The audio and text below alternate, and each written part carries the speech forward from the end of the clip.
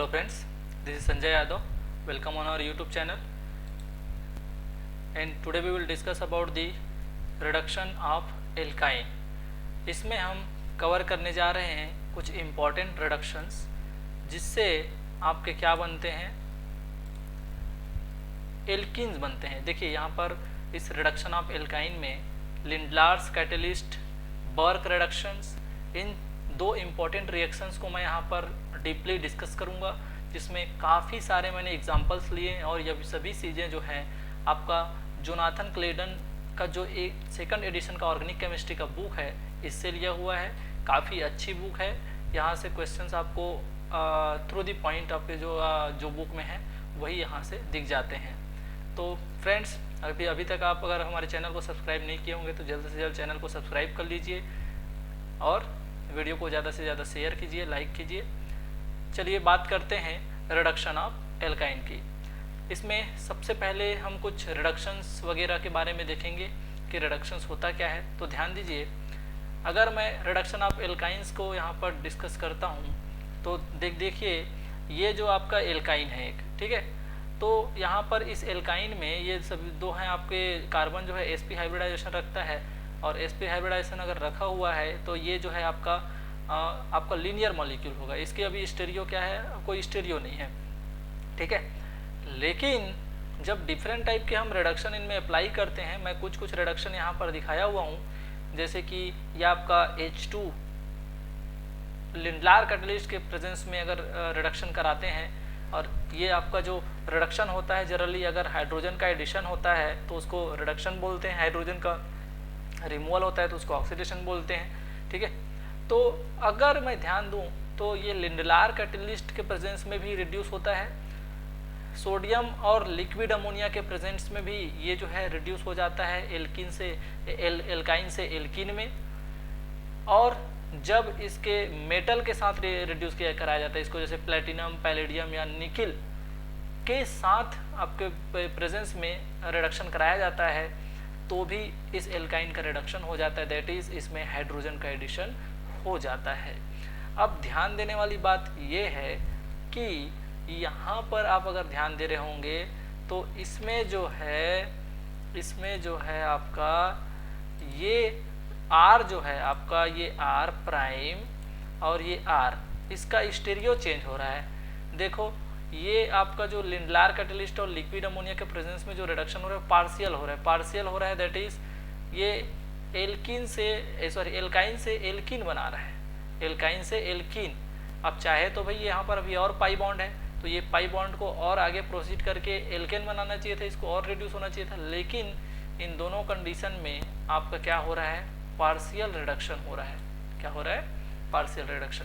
लेकिन जब ये जो आपका प्लेटिनम, पैलेडियम और निकिल, इन सब के प्रेजेंस में अगर रिएक्शंस कराया जा रहा है तो इस कंडीशन में इसका कंप्लीट रिडक्शन हो जा रहा है, मतलब डबल बॉन्ड भी और आगे रिड्यूस हो जा रहा है एल्केन में। यहाँ किसी भी प्रकार की यहाँ पर अनसैचुरेशन नहीं है, कोई भी पाई बॉन्ड नहीं है, कंप्लीट यहाँ पर सिग्मा बॉन्ड या फिर सैचुरेटेड एल्केन यहाँ पर बन जाता है। तो इसको क्या बोलते हैं, यहाँ पर एल्कीन जो है फुल रिड्यूस हो गया, तो ये फुल रिडक्शन हो गया।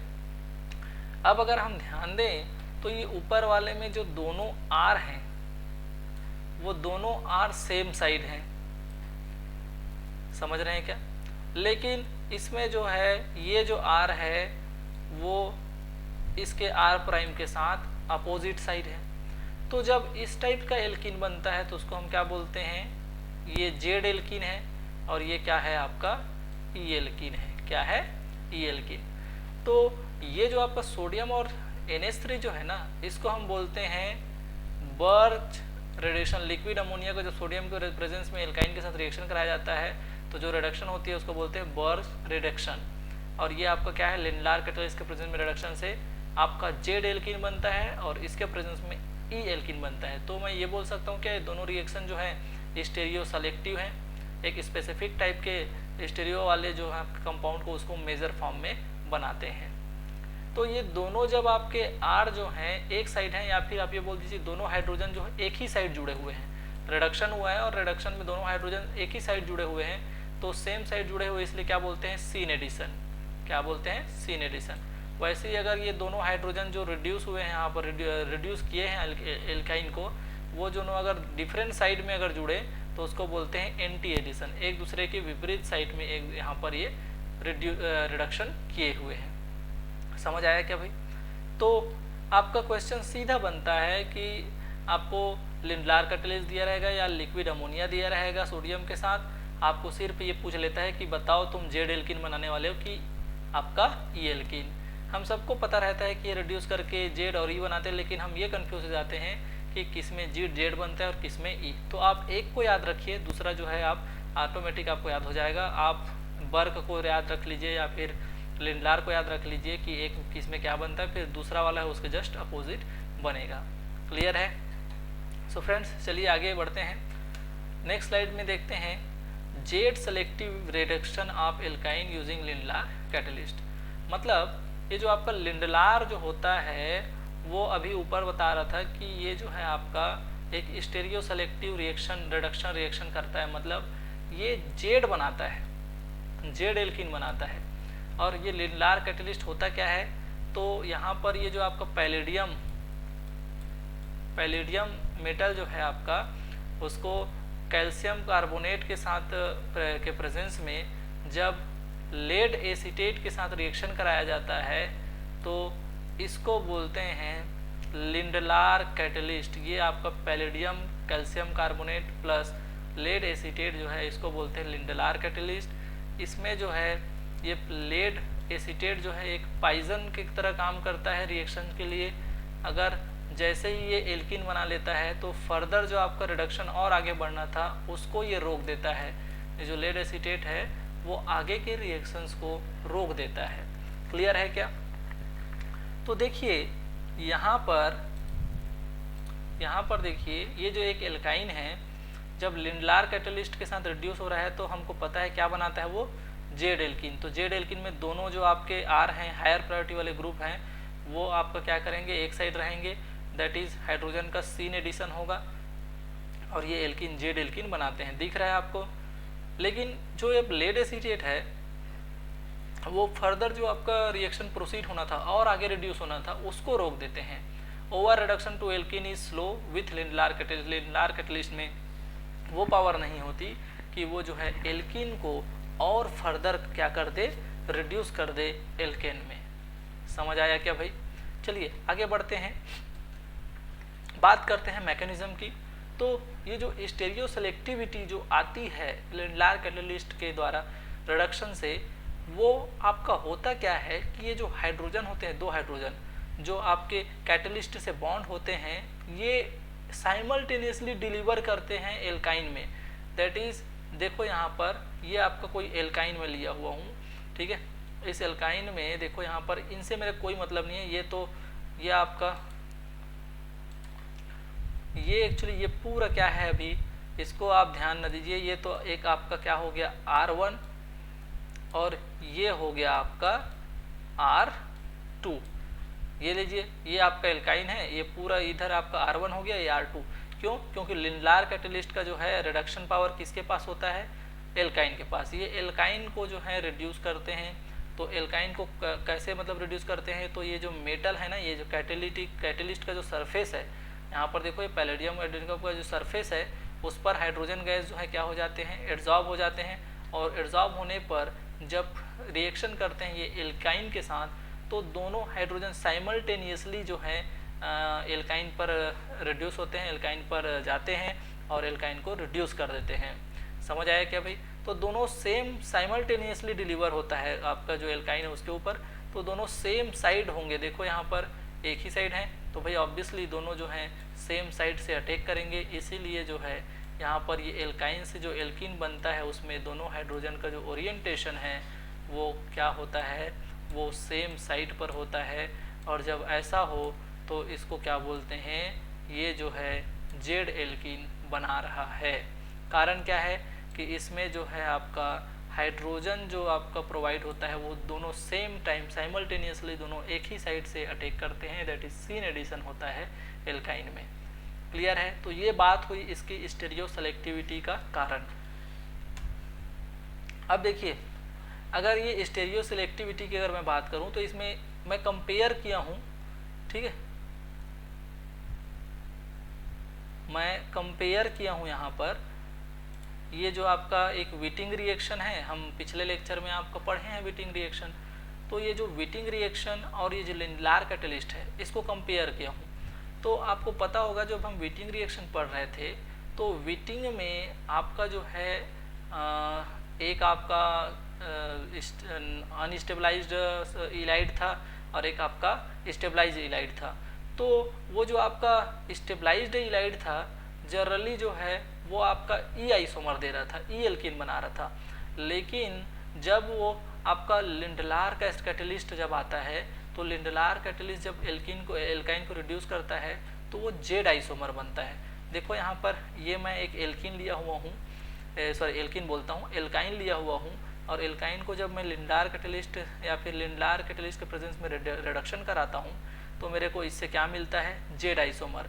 तो ध्यान देख लो यहाँ पर ये आपका क्या बन गया, जेड आइसोमर। ये आपका क्या बन गया, ये बन गया आपका जेड। देखिए ये जो है आपका रिड्यूस हो गया जेड आइसोमर। मेरे को ये बड़ा इतना सा बड़ा सा कोई मतलब नहीं है। ये आर देखो, आर को कितना बड़ा दिखा दिया है यहाँ पर।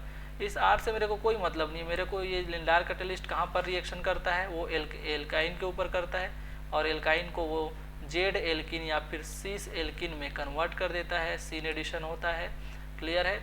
तो देखो ये आपका ये आपका क्या बन गया, जेड एल्किन बन गया। लेकिन जब विटिंग, देखो ये भी आपका जो है एक फास्फोरस का इलाइड है, इसमें विटिंग जो आपका रिएजेंट है इसमें ये एक अनस्टेबल क्या है, इलाइड है। और ये जो अनस्टेबल इलाइड है वो किसी कार्बोनिल के साथ जेड आइसोमर बनाता है, जेड आइसोमर बनाता है। देखिए बट इसमें 10 से 15% ई आइसोमर भी बनते हैं, 10 से 15% इसमें ई आइसोमर भी बनते हैं। लेकिन अगर लिंडलार कैटलिस्ट की बात करें तो उसमें कंप्लीट 100% यहाँ पर जेड आइसोमर, या फिर आप ये बोल दीजिए 100% नहीं तो यहाँ पर 80 to 90% ये जो है आपका जेड आइसोमर ओनली बनाते हैं। यील्ड जो है इसकी, जो यील्ड का जो अमाउंट है इस 80 to 90% यील्ड होता है और ये सिर्फ जेड आइसोमर बनाते हैं। लेकिन जब विटिंग रिएक्शन में यहाँ पर जब हम स्टेबलाइज्ड इलाइड लेते हैं तो वो ई बनाता था, लेकिन अनस्टेबलाइज्ड लिए हैं तो वो तो जेड बनाता है। लेकिन ये सिर्फ जेड ना बना करके कुछ न कुछ आपका ये जो ई आइसोमर भी बनाते हैं। समझ आया क्या? तो ये इसकी जो इफ़िशियंसी है लिंडलार कैटलिस्ट की जेड बनाने की वो आपके विटिंग से ज़्यादा है। क्लियर है। चलिए आगे बढ़ते हैं। अब बात करते हैं बर्क रिडक्शन की। अब बात करते हैं भाई बर्क रिडक्शन की। और ये बर्क रिडक्शन जो है, ध्यान देना, ये जब एल्काइन के साथ रिएक्शन करता है तो अभी जैसे आपका लिंडलार कैटलिस्ट सीन एडिशन करता था और जेड एल्किन बनाता था, लेकिन ये जो आपका बर्क रिडक्शन है, और बर्क रिडक्शन का पहचान क्या है, जब सोडियम के प्रेजेंस में लिक्विड अमोनिया होती है तो वहाँ पर जब एल्काइन के साथ इसको रिएक्शन कराया जाता है तो इसको बोलते हैं बर्क रिडक्शन। मेटल क्या होता है, सोडियम, और आपका प्रोटॉन डोनर कौन होता है, वो होता है अमोनिया। क्लियर है भाई? ठीक है, चलिए बात करते हैं। तो ये जब आपका लिक्विड अमोनिया के प्रेजेंस में मेटल, सोडियम मेटल के साथ आपका जो रिएक्शन कराया जाता है एल्काइन का, तो ये आपका ई टाइप का क्या देते हैं, देखिए यहाँ पर ट्रांस, दोनों जो हैं आपके जो ट्रांस या फिर आप ये बोल सकते हैं ई टाइप का एल्कीन देते हैं, और वो आपका जो लिंडलार क्या दे रहा था, जेड टाइप का एल्कीन दे रहा था। तो ऐसे टाइप के क्वेश्चंस में आपका जो है स्टीरियो ही मेंटेन करता है। वो क्वेश्चन पूछेगा तो स्टीरियो बिल्कुल यहाँ पर वो ऐड करेगा क्वेश्चन में। क्लियर है? बहुत सारे क्वेश्चंस यहाँ से आए हुए हैं प्रीवियस ईयर क्वेश्चन में। तो 80 to 90% ये जो ई बनाता है ये। अगर मैकेनिज्म की बात करें तो अगर ध्यान दो तो ये जो मेटल है, ये जो मेटल है आपका, ये सोडियम मेटल है। मेटल का काम क्या होता है, इलेक्ट्रॉन देना। तो ये इलेक्ट्रॉन देता है, और इलेक्ट्रॉन दे करके देखो यहाँ पर ये दोनों तरफ जो है एक रेडिकल फॉर्म में ये होमोलिटिक क्लीवेज होगा। दोनों ये रेडिकल बना लिए। अब चूंकि एक इलेक्ट्रॉन ये सोडियम दे देता है तो एक में क्या जाता है माइनस चार्ज, एक में क्या जाता है माइनस चार्ज और दूसरे जगह में रेडिकल। अभी देखो ये जो आपका स्टेरियो है इसका आर का, वो स्टेरियो अभी मेंटेन नहीं है, अभी ये प्लेनर स्ट्रक्चर में है। अभी देखो यहाँ पर इसमें जब ये रेडिकल फॉर्म में होता है तो इसकी स्टेरियो फिक्स नहीं है, ये अपना स्टीरियो चेंज कर सकता है। और बताओ कैसे स्टीरियो रखेगा, तो आपको भी पता है कि दो जब आर ग्रुप हैं और जब पॉसिबल है इसको स्टीरियो चेंज करने के लिए तो ये वहीं पर रहेगा जहाँ पर दोनों के बीच रिपल्सन कम हो। दैट इज़ यहाँ पर आर और आर को एक दूसरे के अपोजिट रहने के मौके मिलते हैं, चांसेस मिलते हैं। लेकिन लिंडार में क्या हो रहा था, दोनों हाइड्रोजन एक साथ आपके जो हैं एक ही साइड से अटैक कर रहे थे तो वहाँ पर सीन हुआ था। लेकिन यहाँ पर तो पॉसिबिलिटी है, तो ये जो है आपका दोनों एक दूसरे के ट्रांस में रिएक्शन करते हैं, ट्रांस में एक दूसरे के अरेंज होते हैं। और ये जो आपका माइनस है, ये माइनस जो है अमोनिया के प्रोटॉन को, ये अमोनिया जो है उसके प्रोटॉन को, मतलब अमोनिया प्रोटॉन दे रहा है, देखो यहाँ पर ये प्रोटॉन को ये ले लेता है और यहाँ पर हाइड्रोजन को जोड़ लेता है और ये NH2 माइनस बाहर। अब क्या करता है यहाँ पर देखो, ये अभी भी रेडिकल बचा हुआ है। अब मेटल जो है सोडियम मेटल एक तो रखे नहीं हो, तो यहाँ पर मेटल दूसरा मेटल जो है आपका सोडियम का वो फिर से इलेक्ट्रॉन देगा और ये इलेक्ट्रॉन दे करके फिर से इस रेडिकल को जब एक इलेक्ट्रॉन आएगा तो ये माइनस हो जाएगा। तो अब देखो ये अब रेडिकल बना, ये रेडिकल एनायन में कन्वर्ट हो गया। Anion prefers to be E, anion prefers to be E मतलब ये जो है आपके दोनों आर जो हैं एक दूसरे के अपोजिट साइड रहते हैं। दैट इज जब दूसरा वाला जो आपका अमोनिया आएगा प्रोटॉन देने के लिए इस माइनस को, तो वो जो है आपका दोनों हाइड्रोजन का एंटी एडिशन होता है, मतलब अपोजिट साइड में ये दोनों जुड़े रहते हैं। समझ आ रहा है क्या भाई? तो ये होता है आपका बर्क रिडक्शन। इसमें ध्यान क्या देना है, बर्क रिडक्शन में आपका ई टाइप का एल्कीन बनता है। देख लो ये दोनों जो हैं आपके आर ग्रुप एक दूसरे के अपोजिट साइड ट्रांस में है तो इसको ई एल्कीन, और लिंडलार में जेड एल्कीन बनता है। आपको इसको याद रखना पड़ेगा। क्लियर है? आई होप कि आपको मैकेनिज्म भी अच्छे से समझ आई होगी। आगे बढ़ते हैं एग्जाम्पल्स की ओर। अब हम बहुत सारे एग्जाम्पल्स यहाँ पर हम जो जे क्लेडन की जो आपकी बुक है ऑर्गेनिक केमिस्ट्री सेकंड एडिशन की, बहुत सारे अच्छे अच्छे एग्जाम्पल्स यहाँ पर हम आपको इंट्रोड्यूस कराएंगे जो कि चांसेस हैं कि आपके क्वेश्चंस में एग्जाम्स में आ सके। ठीक है, देखिए पहला क्वेश्चन, तो अगर मैं बात करूं तो यहाँ पर इस क्वेश्चन को ध्यान दोगे तो ये तो लिक्विड अमोनिया और सोडियम और इसको tertiary buta hydroxide, tertiary butyl hydroxide के साथ रिएक्शन कराया जा रहा है। तो मेरे को ये लग रहा है कि बिल्कुल ये क्या है भाई, ये एक बर्क रिडक्शन का आपका कंडीशन है। और एल्काइन के साथ जब बर्क रिडक्शन कराया जाता है तो आपका क्या बनता है, तो बनता है ई एल्कीन। क्या बनता है? E alkene. समझ आया क्या? क्लियर है?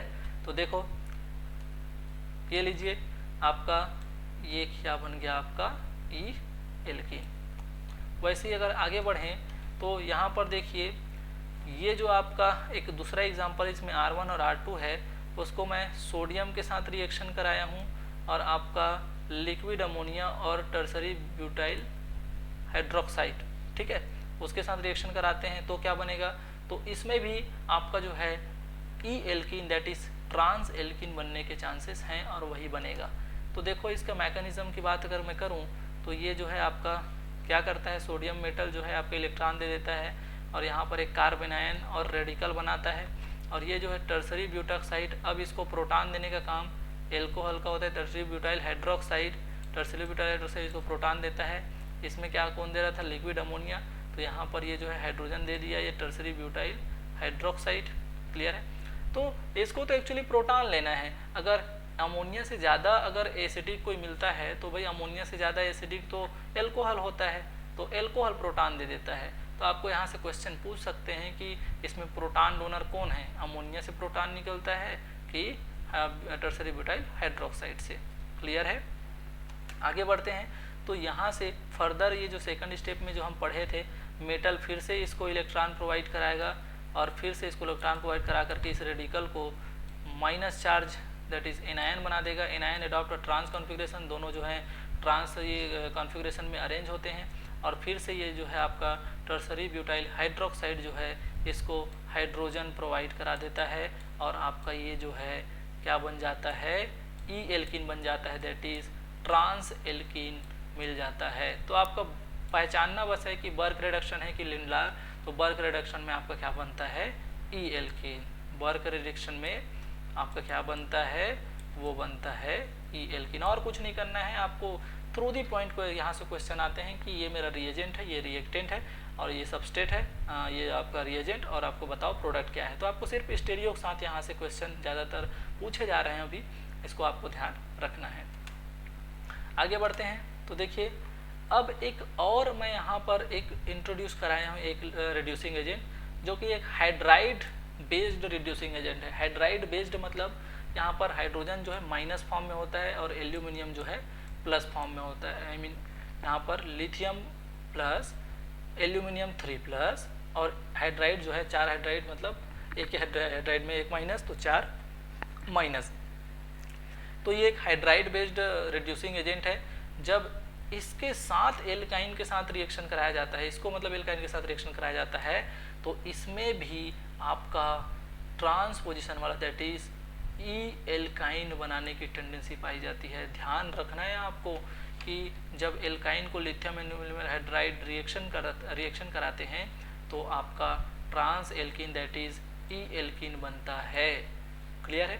जनरली इस रिड्यूसिंग एजेंट का यूज़ ऐसे एल्काइन के रिडक्शन में किया जाता है जहाँ पर एल्काइन से कोई लोन पेयर कंटेनिंग या फिर ऑक्सीजन कंटेनिंग ग्रुप जुड़ा होता है। ठीक है भाई, आगे बढ़ते हैं। देखिए यहाँ पर मैं 2 रिएक्शंस को यहाँ पर मैं कंपेयर किया हूँ।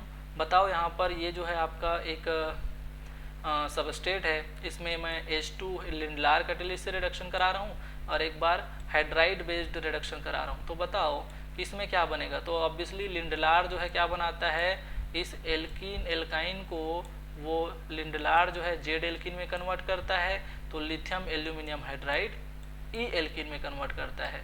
आपको करना कुछ नहीं है, आपको लिथियम एल्यूमिनियम हाइड्राइड में ई बनाना है और लिंडलार में जेड बनाना है। देखो यहाँ पर अगर ये लिंडलार की बात करूँ तो ये जो होता है सभी OH और NH2 अपने अपने स्टीरियो में मेंटेन रखे हुए हैं और ये आपका जो है एल्काइन जो है जेड एल्कीन में कन्वर्ट हो गया। वैसे ही अगर बात करें नीचे की तो यही एल्काइन जो जेड में कन्वर्ट हुआ है ऊपर वाले लिंडार के कंडीशन में, वही जब लिथियम एल्यूमिनियम हाइड्राइड के साथ रिएक्शन करता है तो ये जो है आपका ई एल्कीन बनाता है। क्या बनाता है, ई एल्कीन। तो बर्क और लिथियम एल्यूमिनियम हाइड्राइड दोनों सेम काम कर रहे हैं, दोनों ही ई एल्कीन बना रहे हैं। याद किसको क्या रखना है आपको, कि आपको याद रखना है लिंडलार को, और लिंडलार जो है आपका क्या बनाता है, जेड बनाता है। समझ आया क्या भाई। आगे बढ़ते हैं नेक्स्ट और एग्जांपल्स की तरफ। इसमें अब मैं एक स्टेप और बढ़ रहा हूँ। इसमें जो है देखिए लिंडलार के साथ ये एल्काइन तो यहाँ भी लिया हूँ और एल्काइन यहाँ भी लिया हूँ, तो आपको ये ज़्यादा सब क्वेश्चन आसानी से भी बढ़ रहे होंगे। अभी आप इसी टॉपिक से रिलेटेड कॉन्सेप्ट सीखे हुए हैं तो आपको आसानी से क्वेश्चन सॉल्व हो रहे होंगे। लेकिन यहाँ पर लिंडलार कैटेलिस्ट है और यहाँ पर एक रेड एल्यूमिनियम लिया गया है और हाइड्रोलिसिस आपका H3O+ मतलब एसिडिक मीडियम में आपका यहाँ पर रिएक्शन कराया जाएगा।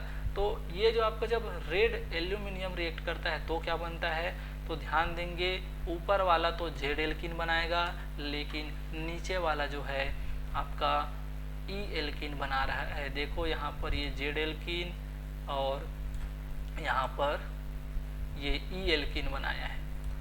तो याद क्या रखना है आपको, याद रखना लिंडलार को कि लिंडलार जेड बनाता है, बाकी अभी तक जितने भी पढ़ रहे हैं सभी क्या बना रहे हैं, ई बना रहे हैं। तो जो डिफरेंट टाइप के कैरेक्टर्स को कर रहे हैं उसको याद रखो ना, ताकि आप आसानी से ऐसे याद रखो कि लिंडलार जो है जेड बनाता है, बाकी अभी तक जितने भी पढ़ रहे हैं आप, रेड एल्यूमिनियम हो या एल्यूमिनियम हाइड्राइड हो, सभी क्या बना रहे हैं, या बर्क रिडक्शन हो, सभी क्या बना रहे हैं, ई बना रहे हैं। विटिंग भी आपका ई ही बनाया था, लेकिन कब, जब उसमें स्टीरियो सेलेक्टिविटी में अगर स्टेबलाइज्ड और अनस्टेबलाइज्ड की बात आती है तो अनस्टेबलाइज्ड जो है उसमें भी जेड बनाता है और स्टेबलाइज्ड जो है ई बनाता है। क्लियर है। विटिंग को तो मैं अच्छे से पिछले लेक्चर में आपको समझा चुका हूँ। आगे बढ़ते हैं, इस रेड एल्यूमिनियम के मैकेनिज्म को समझने की कोशिश करते हैं। देखिए यहाँ पर लिगेंड एक्सचेंज होता है। क्या होता है, लिगेंड एक्सचेंज, ये एक पहला रेड एल्यूमिनियम है। अब रेड एल्यूमिनियम किसको बोलते हैं, अभी अब हम क्या पढ़े थे, aluminium hydride, lithium aluminium hydride LiAlH4। लेकिन जब ये एल्यूमिनियम जो है एल्यूमिनियम OrOrHH, तो ध्यान दीजिए, तो इसको बोलते हैं रेड एल्यूमिनियम, इसको बोलते हैं रेड एल्यूमिनियम। समझ आया क्या भाई? ठीक है, तो ध्यान देना, अगर आप इस रेड एल्यूमिनियम को रिएक्शन कराते हो, इस रेड एल्यूमिनियम को रिएक्शन कराते हो इसके साथ, इस एल्काइन के साथ, तो पहले स्टेप में होता है ligand exchange. Ligand exchange that is, ये जो आपका OH है उसका जो आपका ऑक्सीजन है वो एल्यूमिनियम के साथ जुड़ जाता है। क्या जुड़ जाता है? एल्यूमिनियम के साथ। और जब एल्यूमिनियम के साथ जब जुड़ जाता है तो ध्यान देना आप यहाँ पर कि ये जो आपका एल्यूमिनियम है इसको इलेक्ट्रॉन चाहिए, तो यहाँ पर ये जो आपका हाइड्रो एल्यूमिनेशन होता है, एक जगह हाइड्रोजन जुड़ता है तो दूसरे जगह एल्यूमिनियम। तो यहाँ पर देखो, अगर मैं आपको लेज़र पॉइंटर से दिखाऊं तो यहाँ पर देखो, ये जो आपका इलेक्ट्रॉन क्लाउड एल्यूमिनियम की तरफ जा रहा है तो हाइड्रोजन जो है इस एल्कीन की तरफ आ रहा है, तो यहाँ पर एक रिंग बन जाएगा। क्या? अरे रिंग बन जाएगा। कितना मेंबर रिंग बनेगा? तो यहाँ पर देखिए, ये 1 2 3 4 5, तो ऑब्वियसली 5 मेंबर रिंग बनेगा। 5 मेंबर रिंग बनेगा, दैट इज, एक बार मैं आपको इसको थोड़ा समझाने की कोशिश करता हूँ। ये आपका, ये एक्चुअली ये माइनस इधर आ गया है, मतलब ये आपका माइनस वाला कार्बन, तो ये डबल ट्रिपल बॉन्ड टूटेगा तो यहाँ पर प्लस आएगा।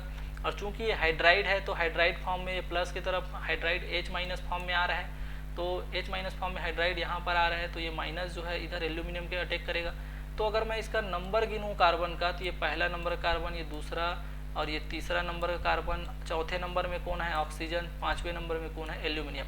तो यहाँ पर देखो 5 मेंबर रिंग बन गया, और चूंकि ये जो एल्यूमिनियम है इलेक्ट्रॉन लिया है इसलिए इसमें क्या आ गया? माइनस चार्ज आ गया।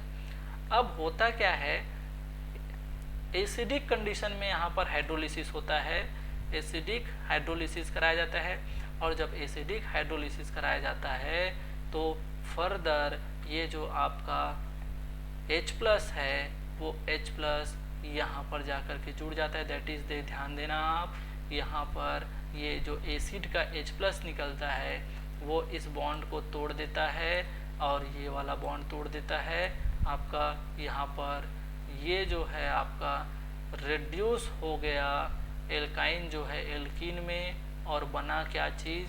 और ये बना आपका E टाइप का एल्कीन। समझ आया क्या भाई? तो ये होता है आपका रेड एल्यूमिनियम का रिडक्शन। इसमें भी अच्छी चीज़ क्या है, इसमें भी आपको E टाइप का ही एल्कीन बनाना है। क्लियर है? चलिए बात करते हैं फर्दर और एग्जांपल्स की। तो इस एग्जांपल्स में ध्यान देना, यहाँ पर मैं एक ऐसा एग्जांपल लिया हूँ जो मेरे को उम्मीद है कि ये कुछ टाइम बाद ये क्वेश्चन आ सकता है, क्योंकि ये क्वेश्चन अभी नहीं आया हुआ है और आसानी, मेरे को लगता है कि आप यहाँ पर इस क्वेश्चन को आप इम्पोर्टेंट लगा सकते हैं, क्योंकि मे बी ये बहुत जल्दी आपको आपके एग्ज़ाम में दिख जाए। तो ये लिथियम जो प्लस है, इसमें जो आपका एमाइड है, आपका ये जो लिथियम एमाइड है, आपका जो NH2 माइनस है वो रिएक्शन करता है एल्काइन। अब आपको पता है कि एल्काइन का जो हाइड्रोजन होता है वो तो एसिडिक होता है, क्योंकि आसानी से कार्बन जो हाई इलेक्ट्रोनेगेटिविटी के कारण माइनस ले लेता है, तो प्रोटॉन को आसानी से वो रिमूव कर सकता है। तो एसिडिक प्रोटॉन होने के कारण ये जो NH2 माइनस है वो यहाँ से प्रोटॉन को एक्सेप्ट कर लेता है, दैट इज एल्काइन के कार्बन पर माइनस चार्ज लगा दिया, और एल्काइन के कार्बन पर माइनस चार्ज, और लिथियम जो है उसके इलेक्ट्रोस्टैटिक इंटरेक्शन के कारण उसके पास में रहता है। अब यहाँ पर रिएक्शन कराया गया है एक एल्काइल हैलाइड को, और एल्काइल हैलाइड को तो ऑब्वियसली ये कार्बन आयन जो है अटैक करेगा, और यहाँ पर जो आपका ब्रोमीन है या फिर हाइड्रोजन उसको हाइलाइट फॉर्म में रिमूव कर देगा। मतलब ये लिविंग ग्रुप निकल गया और ये आपका ये कार्बन आयन जो है यहाँ पर जुड़ गया। तो एक्चुअली यहाँ पर ये एल्काइन ही तो बना, क्या बना? तो ये पूरा इतना स्टेप तो आपका क्या कर रहा था, एल्काइन बना रहा था। अब एल्काइन अगर लिंडलार कैटेलिस्ट के प्रेजेंस में आता है तो लिंडलार कैटेलिस्ट इस एल्काइन को क्या कर देता है, सीधा जेड एल्किन में कन्वर्ट करता है। क्या करता है भाई, जेड एल्किन में कन्वर्ट करता है। ये आपका देखो, ये जो है एल्काइन जो है जेड एल्किन में कन्वर्ट, हम जानते हैं कि लिंडलार कैटेलिस्ट जेड एल्किन में रिड्यूस एल्काइन को कर देता है। एक और एग्जांपल है आपका सिंपल सा, यहाँ पर देखिए ये एक रिएक्टेंट है, यहाँ पर आपका एल्काइन है, एल्कीन है, एल्काइन है और आपका कार्बोनिल भी है। तो तीन चीज़ें हैं, तीनों चीज़ रिड्यूस हो सकते हैं, लेकिन ये जो लिंडलार है उसकी क्या कैपेबिलिटी है। लिंडलार जो है किसको रिड्यूस करता है, तो आपको एक जगह दिखाएगा कि यहाँ पर कार्बोनिल का जो है ग्रुप रिड्यूस हुआ, एक जगह आपको एल्कीन को रिड्यूस कराएगा और एक जगह आपको एल्काइन को रिड्यूस कराएगा। तो ये क्वेश्चन बहुत ही ज़्यादा इम्पॉर्टेंट है। यहाँ पर आपके ये माइंडसेट से खेलेगा कि आप लिंडलार कैटेलिस्ट पढ़ के तो गए हो, लेकिन क्या आपको याद है कि ये एल्काइन को रिड्यूस कराता है या एल्कीन को या कार्बोनिल को। तो हम अभी पढ़ रहे थे कि ये जो आपका लिंडलार कैटेलिस्ट है वो एल्काइन को रिड्यूस करा सकता है, और एल्काइन जब रिड्यूस करा सकता है तो ये आपका ये जो है ये आपके इस एल्कीन को, एल्काइन को Z alkene that is cis alkene में रिड्यूस कर देता है। क्लियर है। तो ये बात हुई बच्चों कुछ एग्जाम्पल्स की और कॉन्सेप्ट्स की कि बर्क रिडक्शन क्या होता है, लिंडलार कैटेलिस्ट क्या होता है और एल्काइन का किस तरह से लिंडलार कैटेलिस्ट के द्वारा रिडक्शन होता है, इनकी स्टीरियो केमिस्ट्री क्या होती है, इनकी स्टीरियो सेलेक्टिविटी क्या होती है। इसमें पूरा इंपॉर्टेंट क्या है, रिडक्शन में ही है, नाम में ही रिडक्शन है तो आपको पता है कि हाइड्रोजन ऐड होगा, लेकिन ध्यान क्या रखना रहता है, इसमें ध्यान ये रखना रहता है कि यहाँ पर हाइड्रोजन का सीन एडिशन होगा या एंटी एडिशन होगा। क्यों? क्योंकि सीन एडिशन होता है तो आपका क्या बनता है बच्चों, जेड एल्कीन बनता है, और आपका जब ट्रांस एडिशन होता है या एंटी एडिशन होता है तो सीस आपका ट्रांस एल्कीन या फिर जिसको ई एल्कीन बोलते हैं वो बनता है। समझ आ रहा है क्या? तो इन सभी का अगर मैं आपको कंक्लूजन बताऊं तो आपको याद क्या रखना है कि लिंडलार जब रिड्यूस कराता है तो आपका जेड एल्कीन या फिर सीस एल्कीन बनता है। बाकी जितने भी पढ़े हैं आप उसमें क्या बन रहा है, उसमें E alkene that is trans alkene बनने की प्रोबेबिलिटी पाई जा रही है। आई होप कि आपको वीडियो अच्छा लगा होगा, सभी कॉन्सेप्ट्स आपको अच्छे तरीके से समझ आए होंगे। सो फ्रेंड्स, अगर अभी तक आप चैनल को सब्सक्राइब नहीं किए हैं तो जल्द से जल्द चैनल को सब्सक्राइब कर लीजिए। इसी की तरह से आपके इम्पॉर्टेंट और इंटरेस्टिंग वीडियोस आपके लिए आते रहेंगे। आपका एग्ज़ाम काफ़ी इजी जाने वाले हैं, आपके कॉन्सेप्ट्स अच्छे से क्लियर होने वाले हैं। Thanks for watching, stay tuned, thank you.